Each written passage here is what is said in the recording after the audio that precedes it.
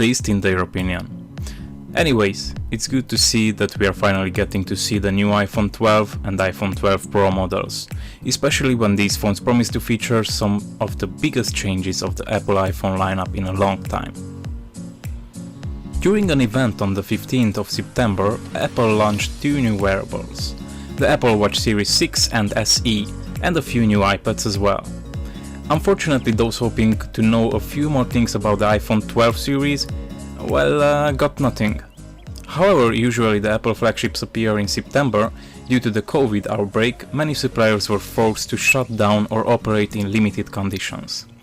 This affected a lot of companies, including Apple as well, and resulted in a delay.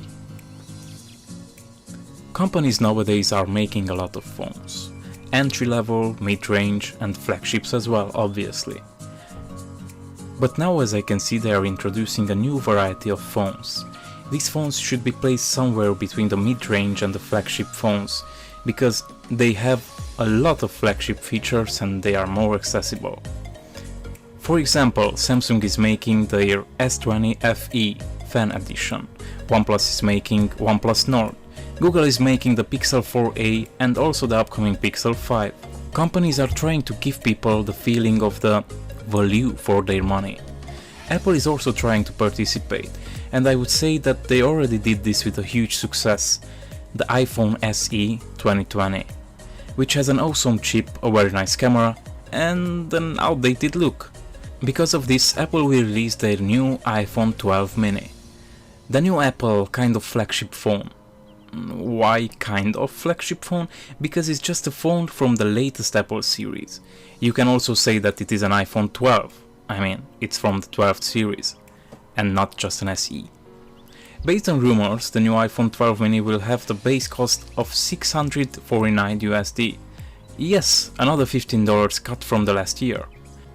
According to the leaks, the iPhone 12 mini should have a Super Retina OLED display paired with the A14 Bionic chip, 4 GB of RAM, 64, 128 or 256 GB of storage, dual rear cameras, sub-6 5G module and a pretty small battery, all packed in an aluminum body.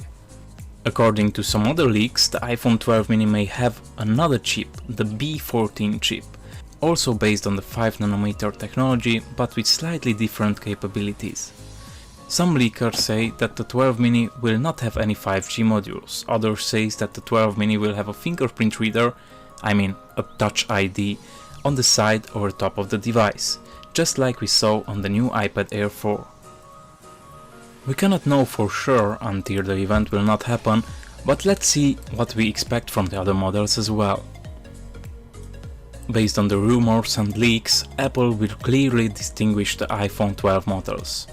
As we previously talked about the 12 mini, the simple 12 will be something similar to that. Starting at the price of $749 USD, it will have a 6.1-inch Super Retina OLED display with the A14 Bionic chip, 4 GB of RAM, 64, 128 or 256 GB of storage, dual cameras, the sub-6 5G module and a slightly bigger battery than the 12 mini, all packed in an aluminum body. The Pro models is where all the fun will start, and it can cost you twice as much as the non-Pro models. The Apple iPhone 12 Pro starting at $999 USD and the Apple iPhone 12 Pro Max starting at $1099 USD will have similar features. According to the leaks, the 12 Pro will have a 6.1-inch and the 12 Pro Max will have a 6.7-inch Super Retina XDR OLED display. Both will come with the A14 processor, 6 GB of RAM, 128, 256 or 512 GB of storage, a triple camera setup plus LiDAR sensor, and both sub-6 and millimeter wave 5G modules. The 12 Pro will have a 2775 mAh battery and the 12 Pro Max should have a 3687 mAh battery, both of the phones packed in a stainless steel body.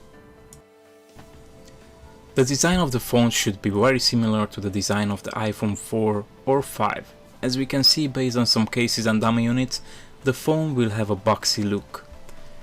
We may see more colors from the less expensive iPhone 12 mini and 12, while the iPhone 12 Pro models will adopt darker, more traditional color schemes such as space gray and silver with a more premium seeming finish to them.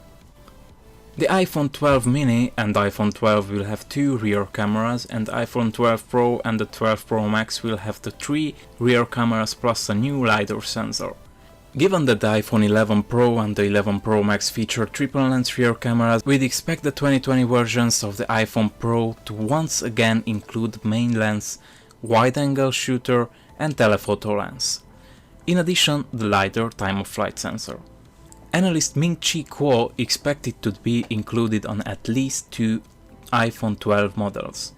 So this means that we will not see any fancy LiDAR sensors for the iPhone 12 mini and the 12.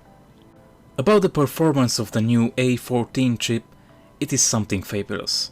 But now for real. IceUniverse posted an image with a single and multi-core results using Geekbench 5. This video may leave us with a few questions, but a lot of information as well. Stay close for the new episode. If you are interested in a budget phone, watch my review on the Huawei Y6P. Also, I have a review about the Xiaomi Smart Band 5. Thanks for watching and see you in the next one.